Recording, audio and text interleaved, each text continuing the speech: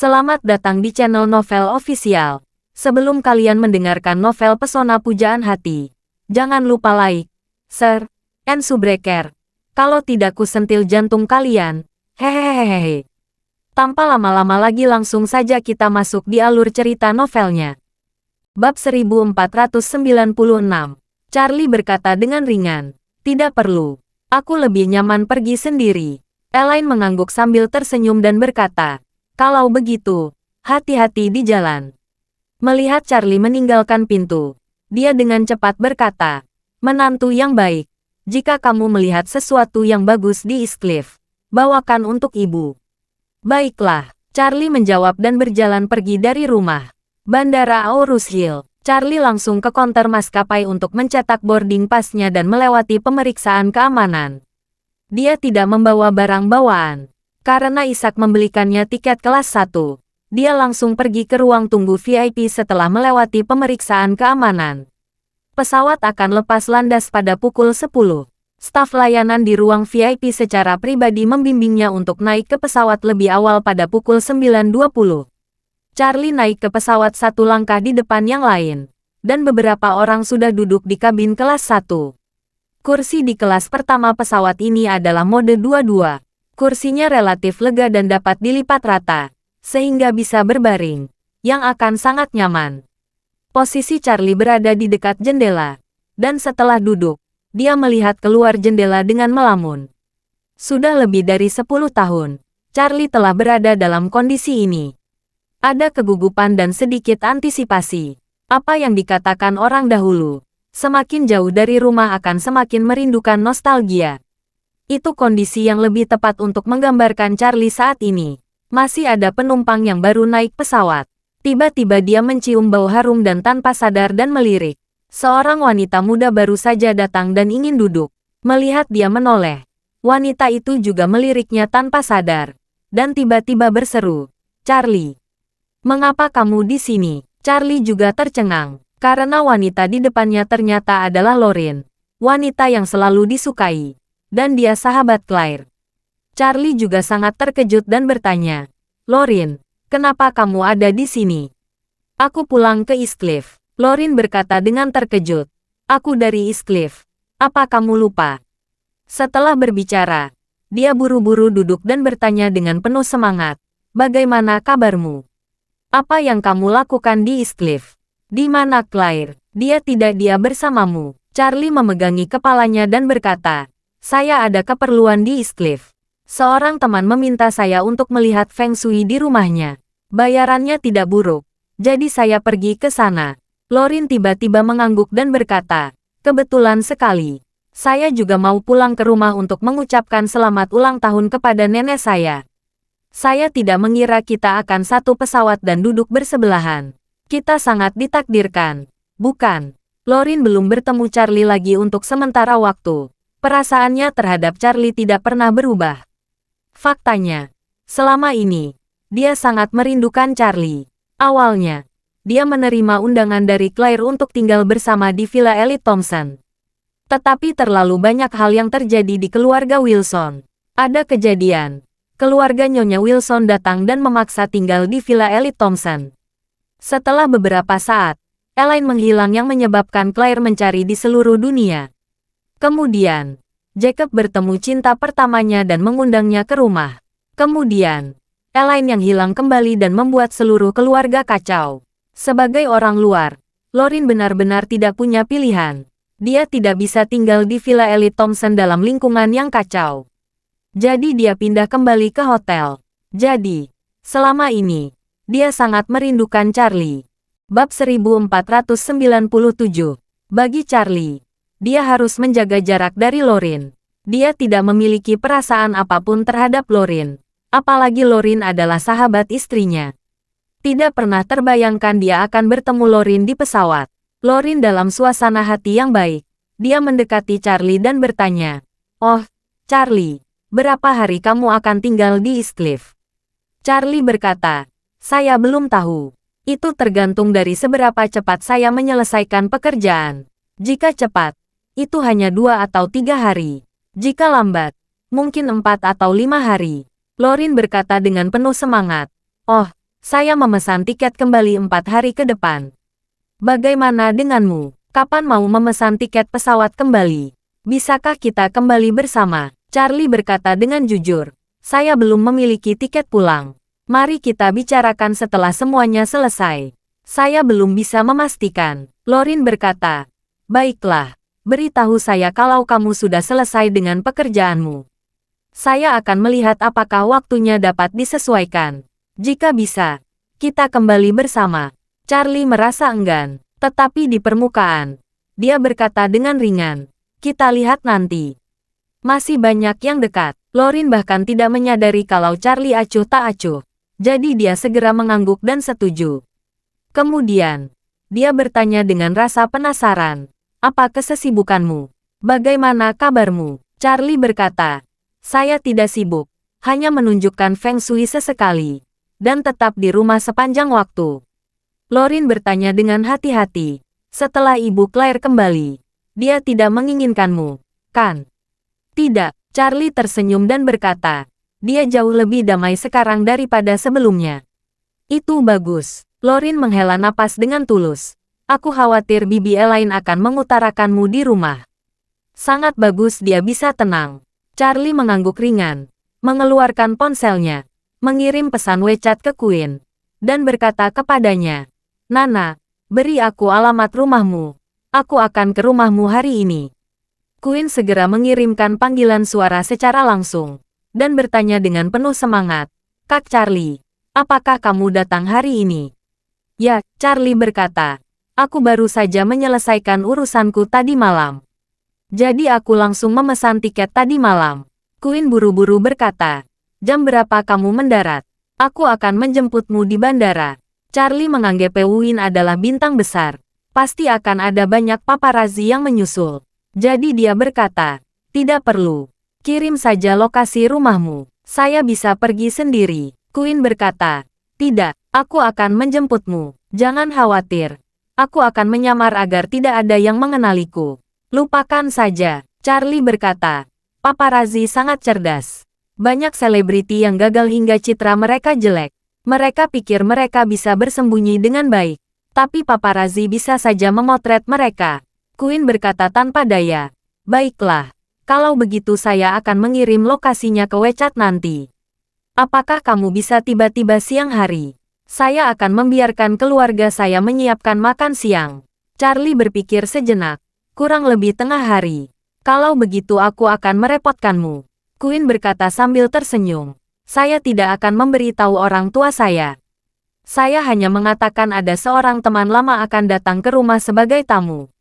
Saya percaya mereka akan sangat senang ketika mereka melihat kamu. Charlie bersenandung. Dan ada sedikit kehangatan di hatinya. Bab 1498. Memikirkan kesehatan ayah Queen yang memburuk. Yule. Dia bertanya. Bagaimana keadaan Paman Golding? Tidak terlalu baik. Queen berkata dengan suara rendah. Tidak terlalu baik. Dokter menyarankan rawat inap ulang. Ayah saya tidak ingin pergi. Saya pikir dia sedikit tertekan. Mungkin dia sedikit pasrah. Dia tidak mau repot lagi. Dia selalu merasa sangat tidak mungkin jika dia menerima berbagai perawatan di rumah sakit. Kamu tidak tahu tentang karakternya. Ibu saya mengatakan dia bertahan seperti ayahmu. Sahabat persahabatan. Dia sangat keras kepala. Tidak mau mendengarkan saran. Charlie tahu bahwa banyak orang terkenal dan terhormat memiliki keinginan yang lebih kecil untuk bertahan hidup ketika mereka sakit parah. Hal ini terutama karena mereka telah menjadi terhormat selama bertahun-tahun. Mereka sangat menghargai wajah dan martabat. Dan mereka tidak ingin melepaskan semua martabat dan kesopanan mereka di akhir hidup mereka untuk hidup lebih lama. Charlie bahkan mendengar bahwa banyak orang besar menandatangani perjanjian untuk tidak menyelamatkan mereka ketika mereka sakit parah. Jika hidup mereka berakhir, mereka tidak akan diintubasi, dioperasi, atau dipasangi ventilator, hanya untuk membuat diri mereka lebih aman. Rupanya Yule sudah mulai merencanakan pemakamannya sekarang. Untungnya, dia bertemu Queen secara kebetulan. Jika tidak, dia akan bertemu setelah Yule meninggal karena penyakit seriusnya. Saat itu, dia tidak akan memiliki cara untuk menyelamatkan hidup Yule. Jadi, dia berkata dengan nyaman, Jangan khawatir tentang masalah ini. Saya akan membantu kamu menyelesaikannya nanti. Queen berseru dan berkata, "Terima kasih, Kak Charlie. Ayah pasti sangat senang jika kamu datang." Charlie tidak ingin berbicara terlalu banyak dengan Queen, agar tidak terdengar oleh Lorin yang berada di dekatnya. Jadi dia berkata, "Baiklah, pesawat akan lepas landas. Ponsel saya matikan." Queen buru-buru berkata, "Oke, Kak Charlie. Aku menunggumu di East Cliff." Charlie menutup telepon, dan Lorin tidak bisa menahan tawa. "Oh, Charlie, kamu sangat luar biasa sekarang. Tidak heran orang memanggilmu Tuan Wade. Mendengar nada suaramu, seperti ada yang menunggumu untuk menyelamatkan hidup mereka." Charlie tersenyum kecil. Feng Shui kadang-kadang seperti ini. Jika tidak ada masalah, semuanya baik-baik saja. Tetapi ketika ada masalah, keadaan bisa memburuk. Lorin menghela nafas dengan tulus. "Claire sangat beruntung menemukan suami yang cakap sepertimu." Setelah berbicara, Lorin bertanya lagi, "Ngomong-ngomong, kemana kamu pergi di East Cliff?" Charlie berkata, "Dekat Jalan Lingkar 5 Timur Laut, di area villa." Lorin berkata dengan gembira, "Tidak terlalu jauh dari rumahku. Bisakah kamu mampir?" Charlie berkata dengan malu, "Mungkin tidak bisa. Ada banyak hal yang aku urus di East Cliff kali ini." Lorin tersenyum kecil. "Tidak apa-apa. Kamu bisa mampir jika ada waktu. Tapi kamu harus memberi saya kesempatan untuk mengundang makan malam. Anggap saja sebagai ucapan terima kasih telah menyelamatkan saya 2 kali. Oke?" Mendengar bahwa itu hanya makan, Charlie tidak keberatan. Dia bahkan mengangguk setuju. "Oke." Pada saat ini, pramugari yang cantik dan murah hati mulai mengingatkan semua orang untuk mengencangkan sabuk pengaman mereka, dan pesawat siap meluncur ke ujung landasan. Kemudian, pesawat bergerak perlahan, sampai di ujung landasan, meluncur dengan kecepatan yang cukup dan lepas landas ke udara. Lorin sangat bersemangat sepanjang penerbangan. Dia terus mencari bahan percakapan di sisi lain Charlie. Tapi pikiran Charlie selalu berada di East Cliff, tempat yang membawa kenangan masa kecilnya. Setelah terbang selama 1 jam 40 menit, pesawat turun perlahan dan mendarat mulus di landasan Bandara Internasional East Cliff. Jantung Charlie melonjak tiba-tiba, dan dia berteriak dalam hatinya, "East Cliff, aku kembali." Bab 1499. Ketika pesawat mendarat, Charlie dan Lorin turun dari pesawat bersama. Karena Charlie tidak memiliki barang bawaannya saat check-in, dia tidak perlu menunggu untuk mengambil barang bawaannya. Sedangkan Lorin adalah wanita cantik, jadi dia biasanya selalu membawa banyak pakaian, kosmetik, dan produk perawatan kulit saat bepergian. Secara khusus, hal-hal seperti kosmetik dan produk perawatan kulit dapat dengan mudah melebihi kapasitas standar, sehingga harus didaftarkan. Setelah turun dari pesawat, dia tidak bisa langsung pergi seperti Charlie. Dia harus menunggu barang bawaannya keluar. Jadi, dia bertanya kepada Charlie, "Charlie, kamu naik apa?" Charlie berkata, "Saya naik taksi saja." Lorin buru-buru berkata, "Mengapa tidak menungguku sebentar? Kita pergi bersama. Keluargaku menjemputku. Aku bisa mengantarmu." Charlie tersenyum dan mengulurkan tangannya. "Tidak perlu Lorin. Aku terburu-buru. Aku pergi dulu." Lorin berkata tanpa daya. "Oke, kalau begitu, kita bertemu hari lain. Jangan lupa kamu berjanji kita akan makan bersama." "Oke." Charlie tersenyum kecil dan berkata, "Tunggu barang bawaanmu. Aku akan pergi dulu dan membuat janji di hari lain." Setelah mengucapkan selamat tinggal di Lorin, Charlie berjalan keluar dari Bandara East Cliff sendirian. Setelah dia keluar, dia tidak punya waktu untuk menghela nafas.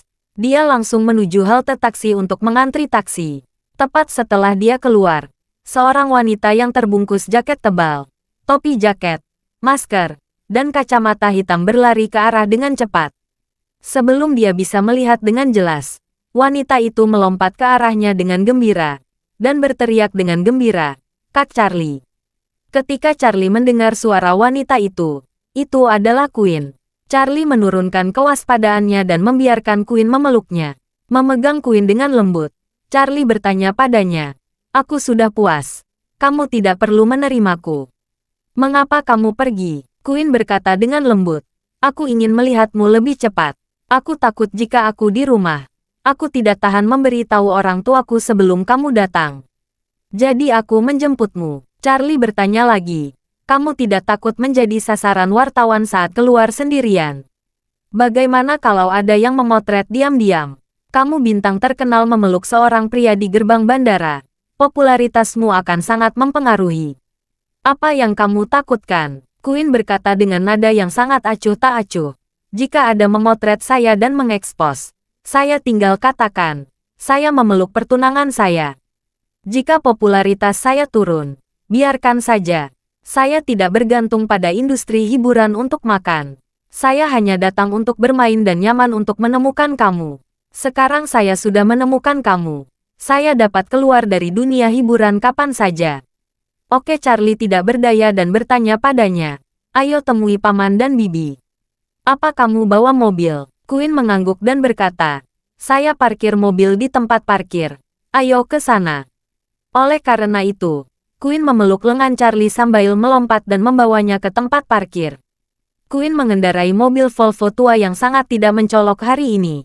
Setelah masuk ke dalam mobil, dia melepas topinya dan berkata dengan sedikit malu, Kak Charlie, maaf. Mobil yang saya kendarai ini sedikit lancar. Sebagian besar paparazzi mengenal mobil keluarga kami. Jadi saya menggunakan ponsel tua ini. Harap maklum. Charlie mengangguk sambil tersenyum. Dan berkata, kamu sudah tahu apa yang telah saya jalani selama bertahun-tahun.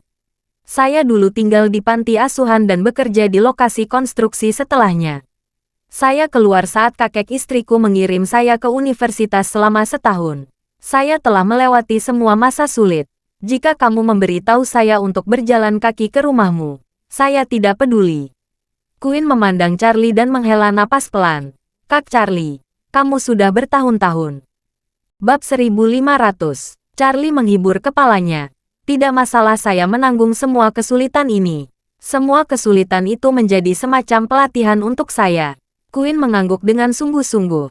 Dan saat mengemudikan mobil keluar dari tempat parkir, dia berkata, ayahku masih membicarakanmu kemarin. Dokter meminta kembali ke rumah sakit untuk perawatan. Dokter tahu kondisi fisiknya sudah tidak ada harapan lagi. Dia bilang, penyesalan terbesarnya adalah dia tidak bisa menemukanmu. Charlie tergerak dan tersenyum kecil. Nana, jangan khawatir. Paman Golding pasti akan pulih. Queen tidak tahu kemampuan Charlie. Apalagi Charlie memiliki gelar Master Naga Sejati di kalangan kelas atas Aurus Hill. Queen tidak pernah percaya Charlie bisa menyembuhkan penyakit mematikan ayahnya. Pada saat ini, dia hanya merasa bahwa jika ayahnya melihat Charlie, dia akan sangat lega. Jika suasana hatinya membaik, dia yakin tubuhnya juga akan membaik sampai batas tertentu. Rumah Queen tidak jauh dari Bandara Internasional Eastcliff. Bandara Eastcliff berada di timur laut kota. Dan beberapa area villa super teratas di Eastcliff juga berada di area villa pusat tidak jauh dari sini. 20 menit kemudian, Queen mengendarai mobil ke Ocean Residence. Meskipun ada banyak villa di Eastcliff, kebanyakan adalah townhouse seharga puluhan juta. Ada sedikit villa keluarga besar dan mewah di daerah perkotaan. Sebagian besar villa keluarga tunggal terletak di dekat Gunung Xiaotang yang sangat terpencil di utara. Di antara terbatasnya jumlah villa keluarga tunggal di perkotaan, Ocean Residence bisa dikatakan sebagai salah satu kawasan villa teratas. Setiap villa di sini dijual setidaknya 1 miliar yuan, yang mewah dan sangat mewah. Namun, tempat ini masih tidak bisa dibandingkan dengan rumah keluarga Wade. Dalam ingatan Charlie, rumah keluarga Wade bukanlah villa mewah yang dibangun oleh pengembang seperti itu. Tetapi istana seorang pangeran dari dinasti Qing. Itulah kemewahan dan suasana megah yang sesungguhnya. Charlie ingat, ada lusinan pilar berhias emas di rumah itu yang tak bernilai harganya. 10 tahun yang lalu, harga satu pilar di pasaran telah melampaui 100 juta. Ini belum yang paling mahal. Yang paling mahal ada di istana Pangeran Gong di Eastcliff. Harga pilar sutra emas bernilai lebih dari 2 miliar. Namun, Istana Pangeran Gong adalah monumen budaya nasional dan tidak dimiliki oleh individu manapun. Oleh karena itu, dapat dinilai seberapa tinggi martabat rumah keluarga Wade. Queen mengendarai mobil pulang. Pintu halaman terbuka secara otomatis. dan pintu garasi juga terbuka otomatis. Seorang pelayan berusia 40-an yang dikendarai ke garasi, dan sambil membantu membuka pintu mobil, dia berkata dengan penuh hormat, "Nona, ibu Anda sudah memasak. Dia menunggu Anda." Dia bertanya, "Mengapa Anda pergi tanpa musibah?" Setelah dia selesai berbicara, dia tiba-tiba melihat ada seorang pria. Selain terkejut, dia juga berkata dengan sangat sopan, "Halo Tuan." Charlie sedikit mengangguk. Queen di samping tidak bisa menahan kegembiraannya, dan bertanya kepada pelayan itu, "Bibi Zoe, apakah orang tuaku ada di ruang makan?" Bibi Zoe mengangguk ringan dan berkata, "Nona, Tuan sepertinya tidak enak badan." Dia terus mengatakan dia ingin kembali ke kamarnya untuk beristirahat. Mendengar ini, Queen buru-buru meraih tangan Charlie dan berlari ke villa. Melewati aula besar dan mewah, Queen membawa Charlie langsung ke ruang makan. Begitu memasuki ruang makan, dia dengan bersemangat berkata kepada orang tuanya di meja makan, "Ayah, Ibu, lihat siapa yang saya bawa." Terima kasih sudah mendengarkan cerita novel Pesona Pujaan Hati. Sampai jumpa di novel selanjutnya.